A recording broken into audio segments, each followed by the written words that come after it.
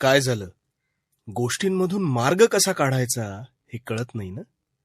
सर्वतोपरी प्रयत्न करून सुद्धा अपेक्षित मार्ग दिसत नाही. तर आता यावर उपाय सांगतो. शांतपणे ऐक. इच्छा असेल तर मार्ग दिसेल आणि दिसेलच.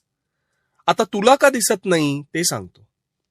आता मी तुला म्हटलं चल उठ आणि तिथे जा, तर तू काय म्हणशील?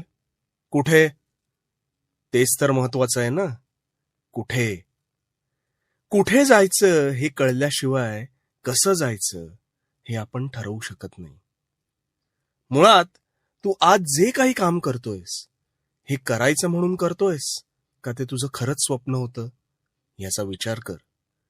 का फक्त उदरनिर्वाह आणि समाज काय म्हणेल या भावनेने तू ते करतोस?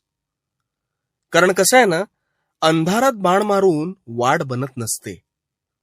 तुझा जन्म कशासाठी झाला? तुझ्या अंतरात्म्याचा आवाज ऐक.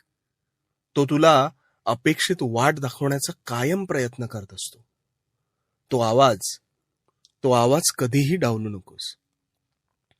जे तुझ्यात नाही ते तुझ्यात आणण्यापेक्षा जे तुझ्यात आहे ते शोध. ती कला जप आणि मग बघ, तुला अपेक्षित अशी हवीशी वाट तुझ्या नकळत हळूहळू बनत जाईल.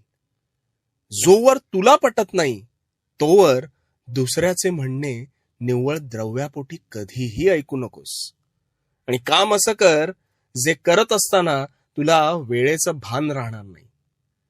ते खरं तुझं भविष्य घडवेल. आणि हो, या दरम्यान भिवू नकोस.